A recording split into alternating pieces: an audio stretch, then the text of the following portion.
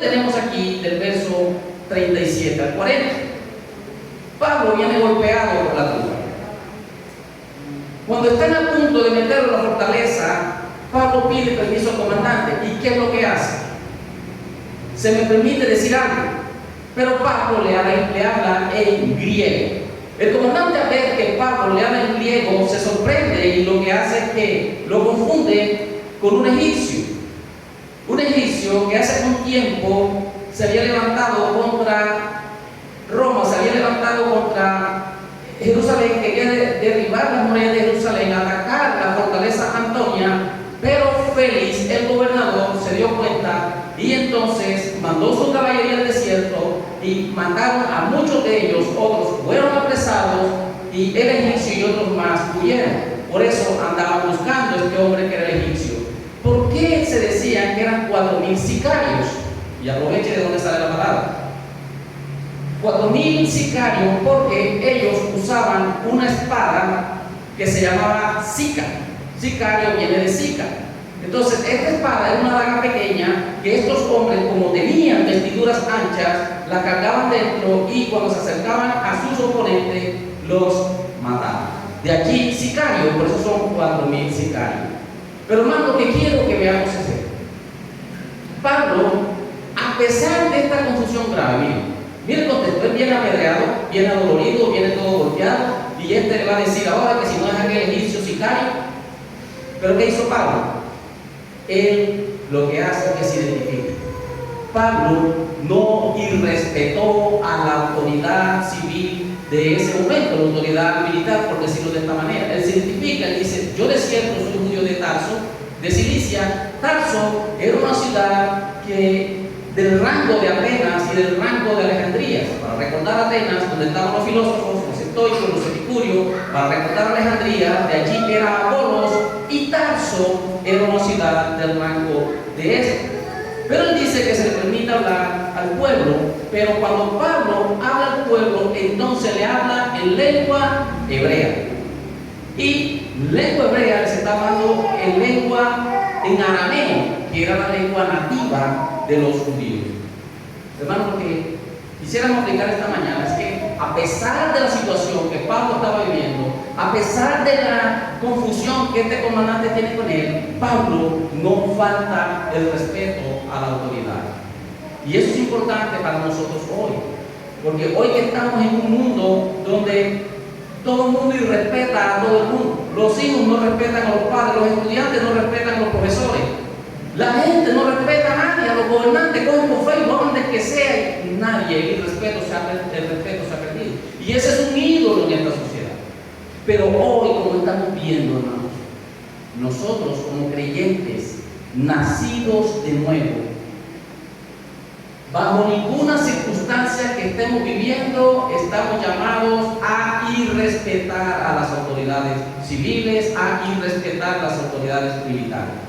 Cuando digo autoridades civiles, es irrespetar al alcalde, al gobernador, al presidente, a los inspectores de policía, y cuando hablo de autoridades, y también la policía, que es un cuerpo armado de carácter civil, y cuando hablo de las autoridades militares, todo lo que tiene que ver con las fuerzas militares. Como creyentes nacidos de nuevo, no estamos llamados a irrespetar a las autoridades. Y eso es lo que la Escritura a nosotros nos manda. Si usted en Romanos 13:1 dice que toda persona debe someterse a las autoridades, porque no hay autoridad que no venga sino de parte de Dios.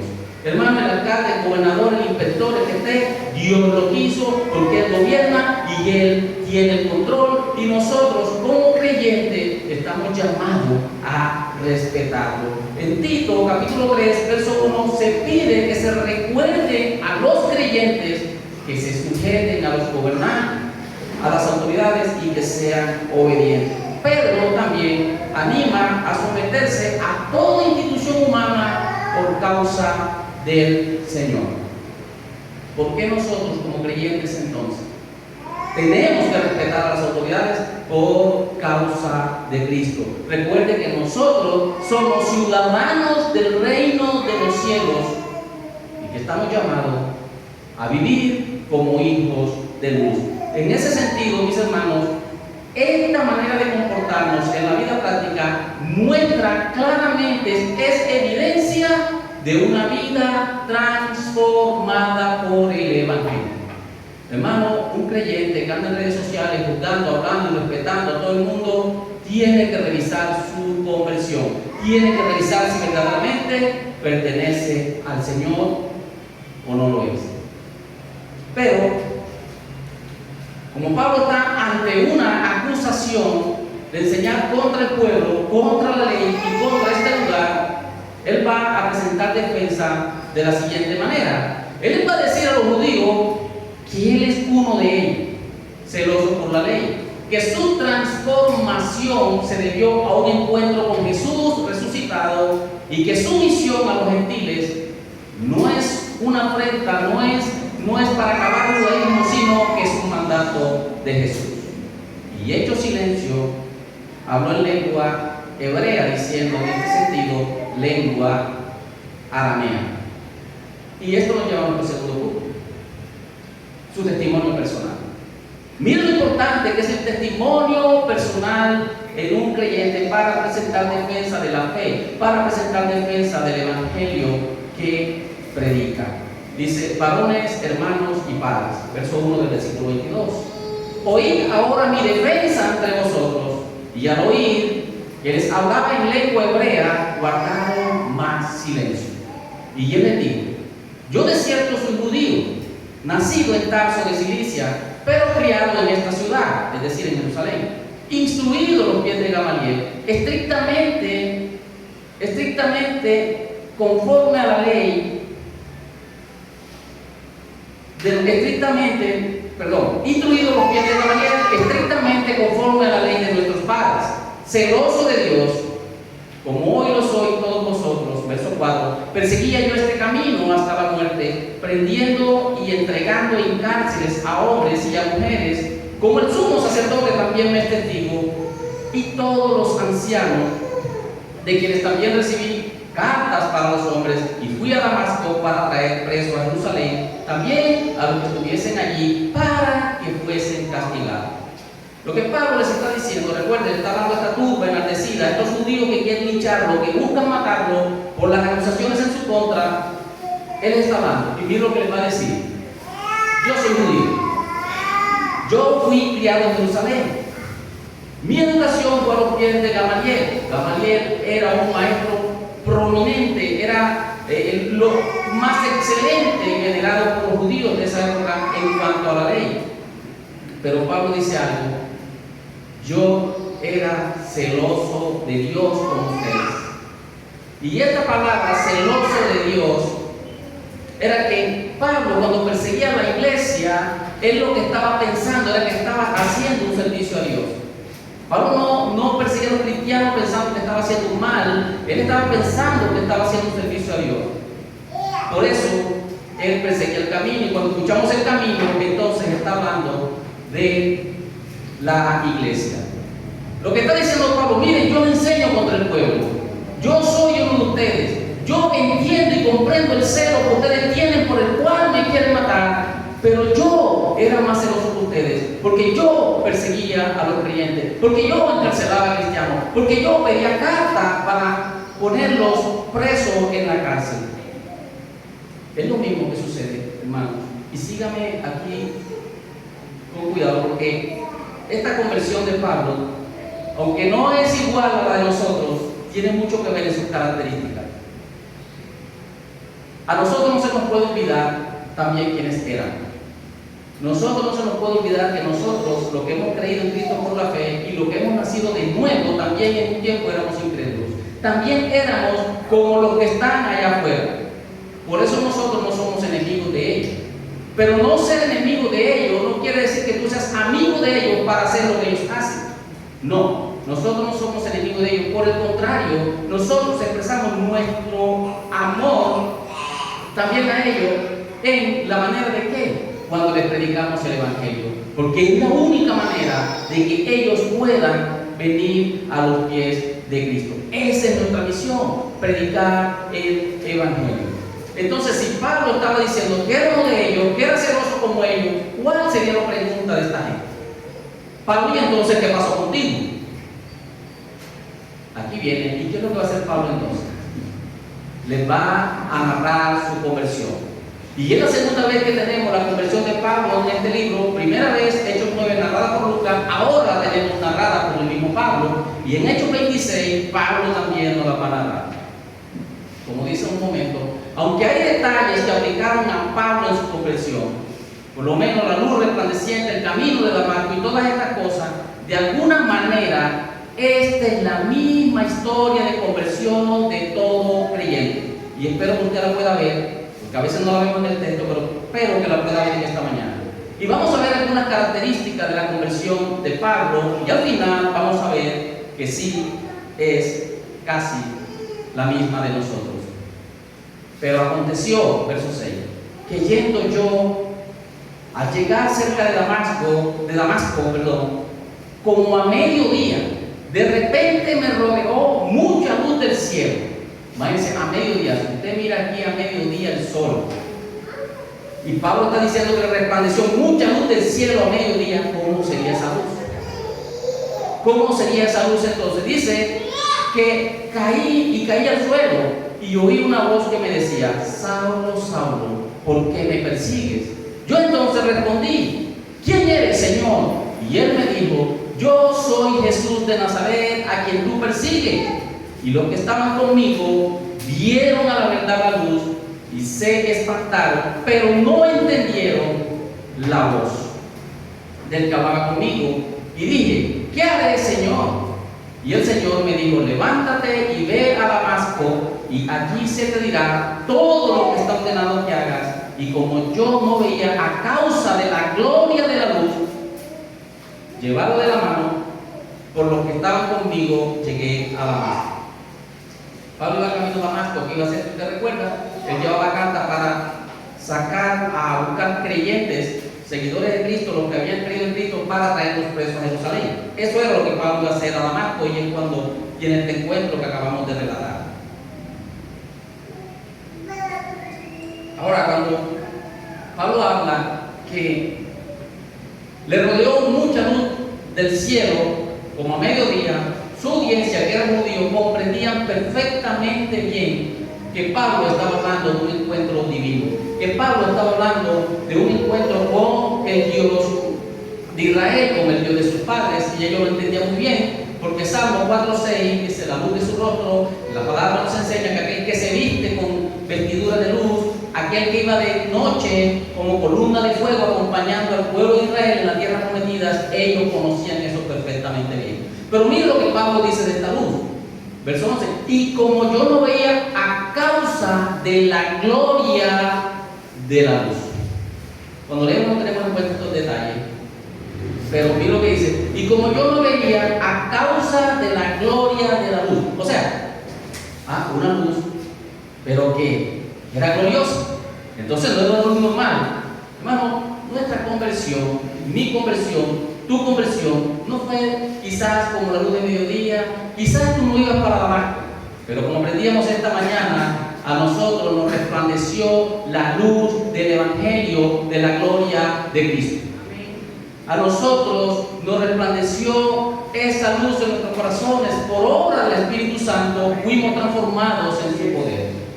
Por eso que el mismo apóstol Pablo dice en 2 Corintios capítulo 4: el Dios de este siglo cegó el entendimiento de los incrédulos, para que no le resplandezca la luz del Evangelio de la gloria. Mire cómo dice Pablo: de la luz del Evangelio de la gloria. Y Pablo, cuando cayó al suelo, él dice: yo no veía a causa de la gloria de la luz. Mis hermanos, toda persona incrédula está cegado. Por eso ellos no rechazan a Cristo. Por eso ellos: ¿para qué yo voy a estar en una iglesia? Por eso ellos: ¿para qué Jesús? Porque están cegados. El Dios de este siglo les ha cegado el entendimiento. Por eso nosotros no nos predicamos a nosotros mismos, nosotros predicamos a Jesús. Dice el verso 6 de 2 Corintios: porque Dios, mira que hace la obra en nuestros corazones y quién la hizo. Porque Dios, quien mandó que de las tinieblas resplandeciese la luz, es el que resplandeció en nuestros corazones para iluminación del conocimiento de la gloria de Dios en la faz de Jesucristo, es decir, en el rostro de Cristo.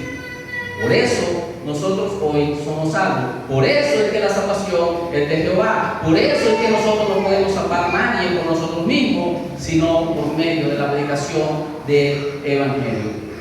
Y primer aspecto y característica que queremos ver, y bien que esta mañana nuestro hermano Gabo lo explicaba, nosotros éramos enemigos. Pablo era un enemigo de Jesús. Él mismo les acaba de decir: yo perseguía a cristianos, no sentía la muerte de Esteban, iba a encarcelar a cristianos, a traerlos presos a Jerusalén. Y mis hermanos, toda conversión, toda persona convertida al Señor tiene que aceptar sí o sí que éramos enemigos de Dios. Y eso lo vimos en Romanos 5:10, pero también Colosenses 1:21 dice que nosotros éramos extraños y enemigos a Dios en nuestra mente, haciendo ¿qué? Malas obras. Y Dios viene y por ese sacrificio nos reconcilia con el Padre, porque éramos enemigos. Por eso usted ve muchas personas que aún en Cristo, pero no han reconocido, que lo ven en la iglesia, pero ellos no han reconocido que eran enemigos de Cristo.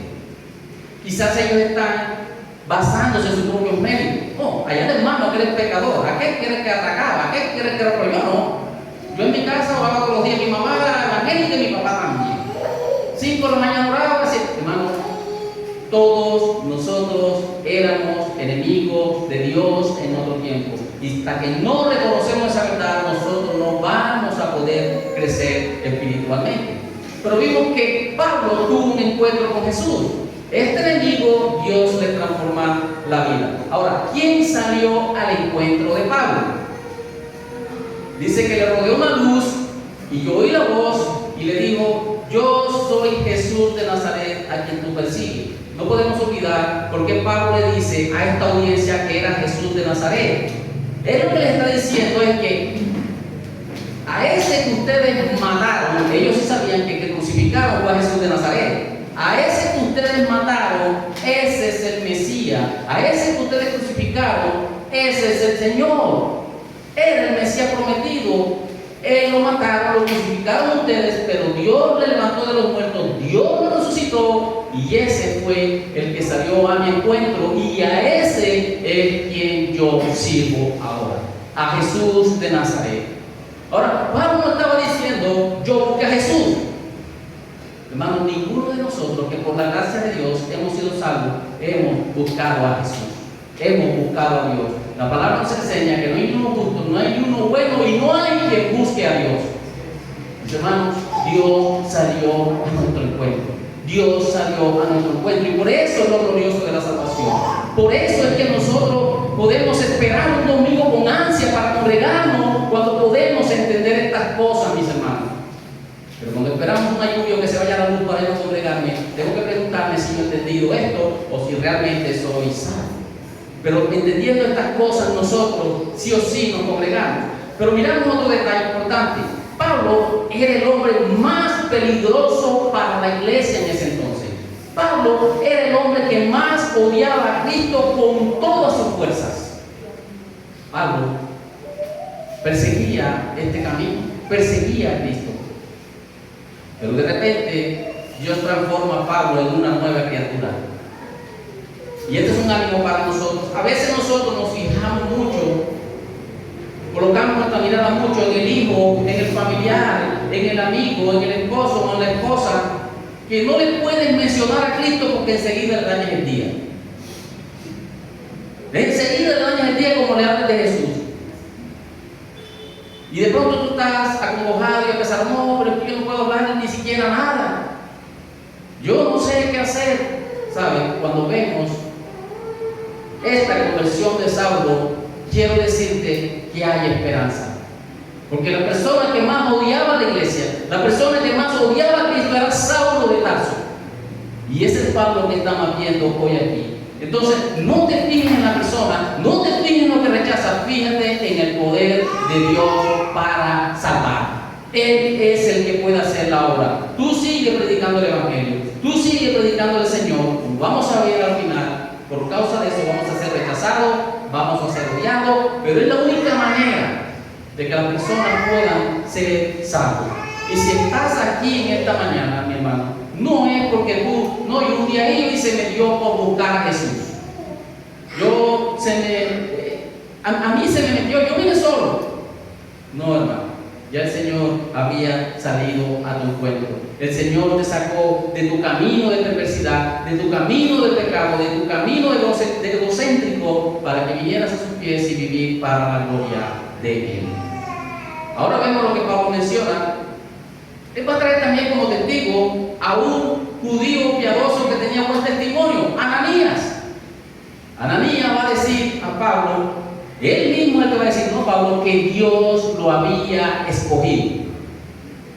Verso 12. Entonces uno llamado Ananías, varón piadoso según la ley, que tenía buen testimonio de todos los judíos que allí moraban, vino a mí y acercándose me dijo, hermano Saulo, recibe la vista.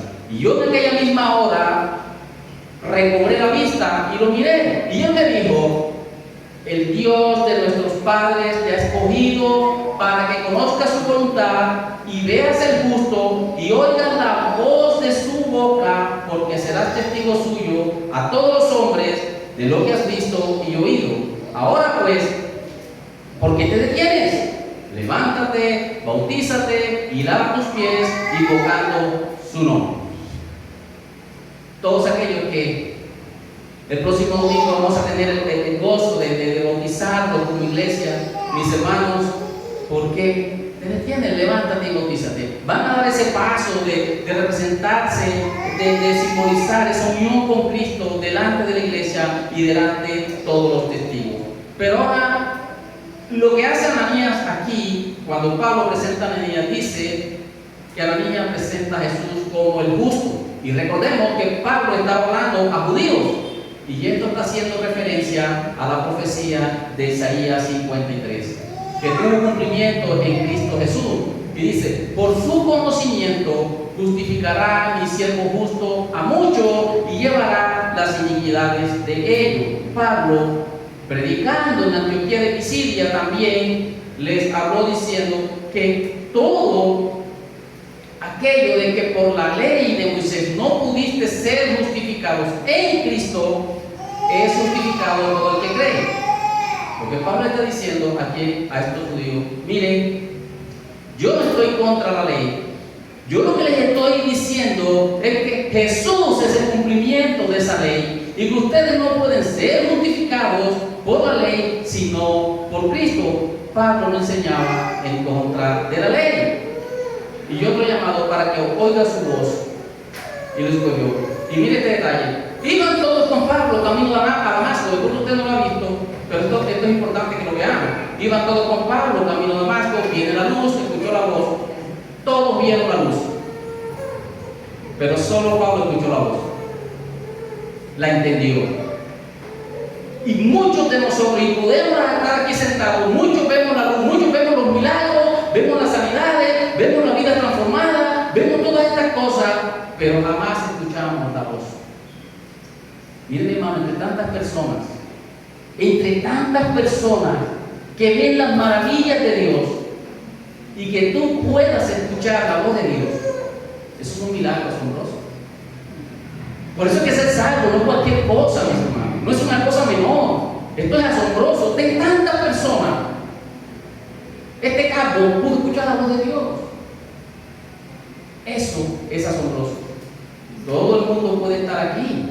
Muchas personas pueden estar aquí. Muchos pueden ver la gracia del Señor. Muchos pueden ver la misericordia del Señor, pero no todos escuchan la voz.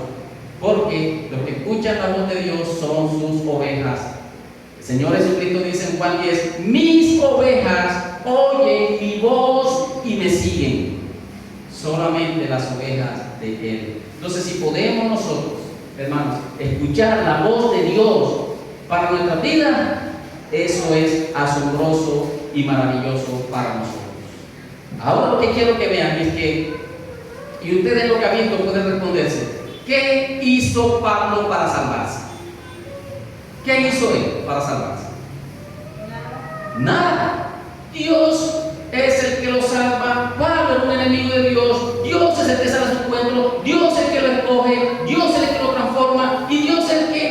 le da una misión. Pablo no hizo nada. Ahora puedes preguntarte, ¿qué hiciste tú y qué hice yo para salvarnos? Nada. Mi hermano, Dios fue el que salió en tu encuentro. Nosotros éramos enemigos de Dios, muertos espiritualmente. No había manera de nosotros buscar al Señor, ninguna forma, pero Él por su gracia te escogió, Él por su gracia te salvó, como dice Efesios, nos escogió desde antes de la fundación del mundo. Hermanos, la salvación es algo tan asombroso que usted diga: yo soy creyente y me voy a bautizar y me congrego en la iglesia bíblica Nueva Vida. Eso es algo tan asombroso que no se puede describir, porque no eres tú y no eres nadie. Es una obra de Dios en tu vida. Por eso es que la salvación no es por obra, sino por gracia. La salvación no es porque tú diezmes, ofrendes o porque seas el que das más. Claro, el creyente da, no estoy negando eso, pero no es por eso, mi hermano. No son por tus días de ayuno, no es porque tú le repartes comida a la gente, o porque seas buena gente, o porque tú en diciembre des carros y balones a los niños en la calle. Todo eso es bueno. No estamos diciendo que lo hagas, pero nada de eso te puede salvar. Solamente es una obra del Señor. Entonces, mi hermano, si estás hoy por la gracia del Señor, haces parte de su pueblo y tienes algún don de Dios en ti, eso es por gracia de Dios. No lo uses para tu propia gloria, úsalo para la gloria del Señor. El don es de Él, y los dones que da el Señor es para edificación de la iglesia, para servir a su iglesia. Deja de hablar tanto de ti mismo, deja de hablar tanto de tu profesión, de tu oficio, de lo que haces. En base a lo que has visto con tu conversión, mi hermano, el creyente debe de hablar más de Cristo y de la conversión que de mi profesión, que de lo que yo hago, que donde yo esté. Deja de hablar tanto de ti mismo, deja de ser el florero de la mesa. Hermano, el significado de nuestra vida está por lo que Dios ha hecho en nosotros, y esto es gracias a Cristo. Por eso es que todo creyente, de su boca es hablar de Cristo, entendiendo que eso es una obra maravillosa, una obra asombrosa que no sabemos cómo sucedió. Pero ahora Pablo también le va a decir que él no enseña en contra de este lugar, que él no enseña en contra del templo, sino que Dios le dio su ministerio precisamente en el templo. Y es lo que vamos a ver del versículo 17 al 21. Pablo es comisionado. Y me aconteció, verso 17, vuelto a Jerusalén, que orando en el templo me sobrevino un éxtasis, así como el de Cornelio, como el de Pedro allá en Hechos 10. Y le vi que me decía: date prisa y sal prontamente de Jerusalén, porque no recibirán tu testimonio acerca de mí. Yo dije: Señor, este es Pablo hablando, Señor, ellos saben que yo encarcelaba y azotaba en toda la sinagoga a los que creían en ti. Mira lo que está diciendo Pablo. Yo azotaba y encarcelaba a los creyentes. Y cuando se derramaba la sangre de Esteban, tu testigo, yo mismo también estaba presente, consentía su muerte y guardaba las ropas de los que le mataban. Pero me dijo: ve, porque yo te enviaré lejos a los gentiles.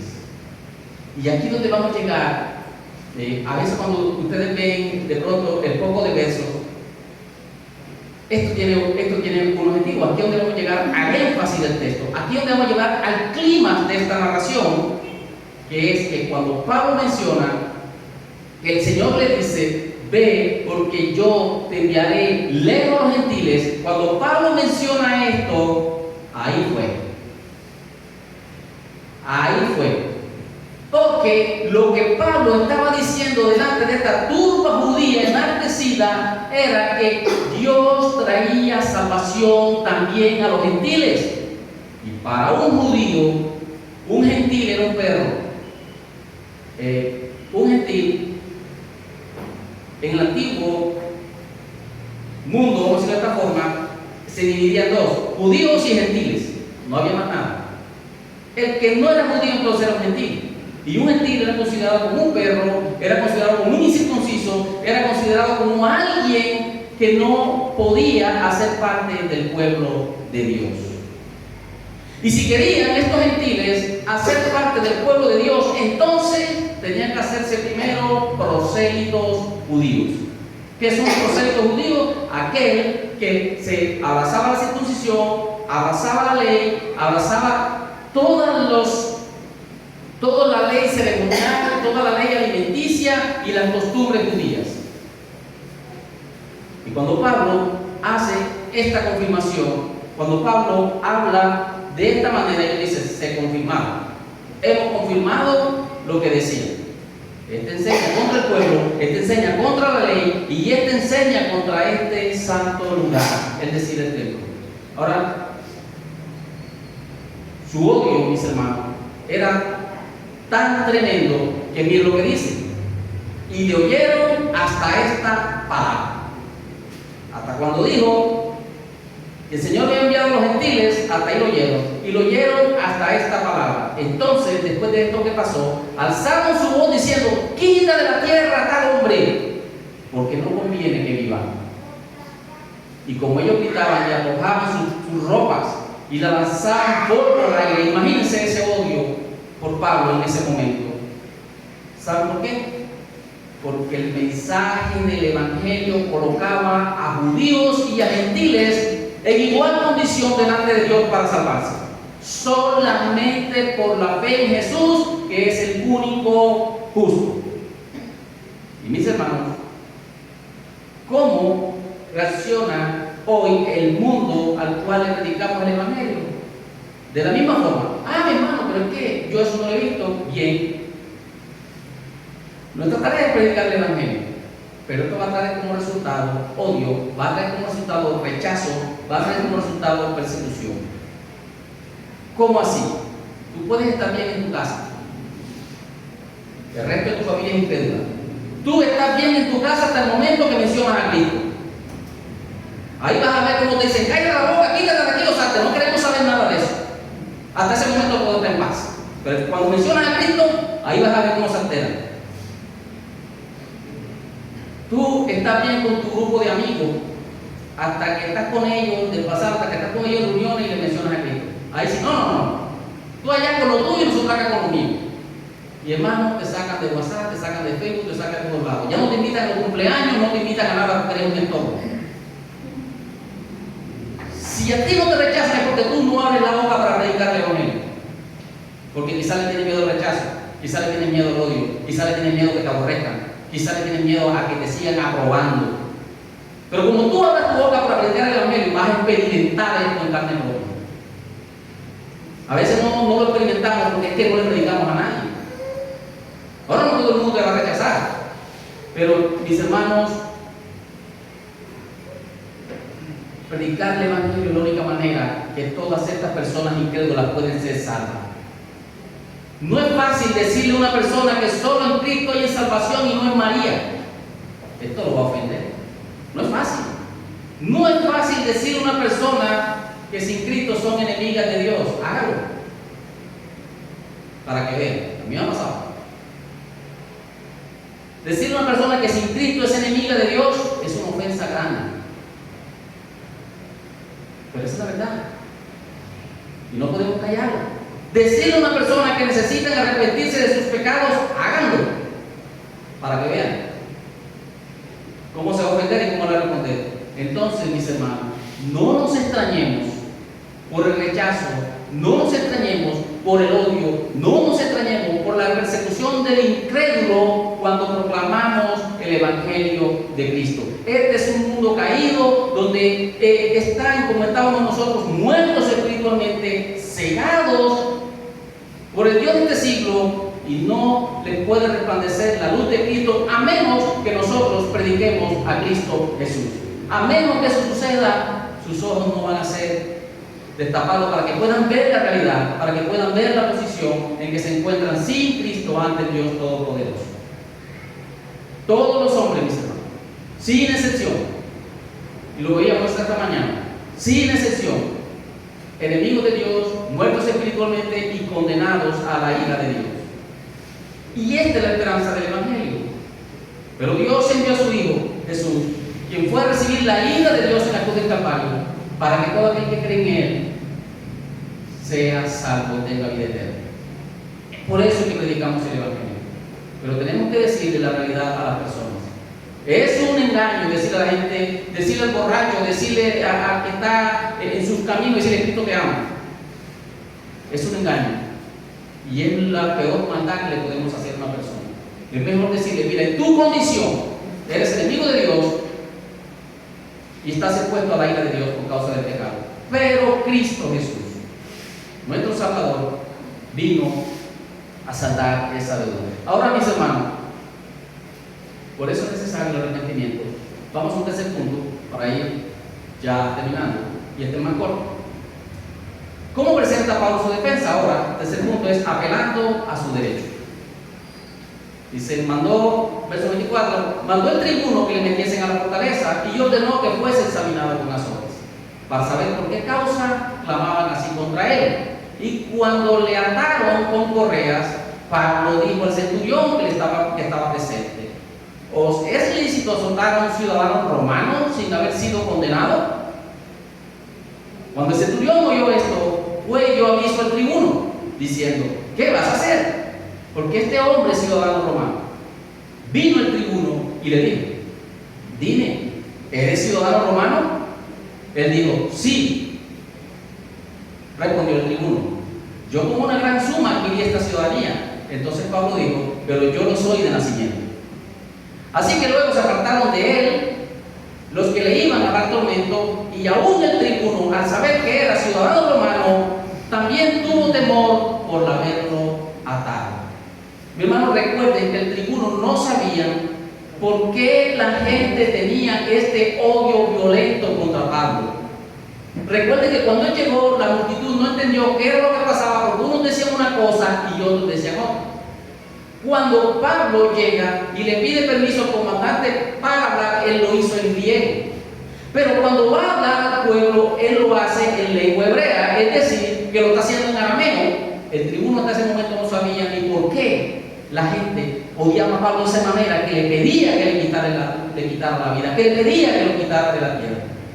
Ahora, queriendo saber él, bueno, yo quiero saber por qué es que este hombre lo odian tanto, entonces lo mandó que lo metieron a la fortaleza para que fuera azotado por los látigos. Ahora bien, este látigo tenía un mango de madera, un poco de correas en las puntas, como el que ven en la película, y en las puntas de cada correa tenía bolas de plomo afiladas o huesos bien afilados. Cuando una persona era azotada con este látigo, tenía la capacidad de arrancarle pedazos de carne e incluso de cubrirle los huesos a la persona. Y muchas personas morían bajo este castigo. Ese fue el latigazo que nuestro Señor Jesucristo recibió. Por eso es que también quedó como quedó, aunque él recibió fue más que todo la ira de Dios por causa de nuestro pecado. Ahora, cuando van a hacer este castigo, no se le podía aplicar a un ciudadano romano, mucho menos si no había un juicio legal y justo. Y al hacerlo, entonces el tribuno y el centurión estaban cometiendo un delito grave contra Roma. Pablo entonces apela a su ciudadanía. Por eso es que él dice: yo soy romano, ciudadano romano, de nacimiento. El tribuno, al escuchar esto, todos se espantan, obviamente. Al escuchar esto, llega el tribuno inmediatamente, le dice: pero yo adquirí esta ciudadanía con una suma de dinero, porque en ese entonces el emperador Licias, él permitió que muchas personas compraran la ciudadanía. Algunos se la ganaban por una obra grande que había hecho en favor de Roma, y otros por nacimiento. Entonces, esta posición de ciudadano por nacimiento colocaba a Pablo en un estatus superior que incluso el mismo tribuno. Y por esta razón, entonces dejan a Pablo. Ahora, la razón por la que Pablo apela a su ciudadanía romana no era porque él tenía miedo.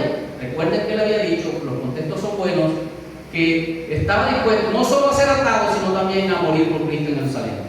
¿Cuál era la razón entonces?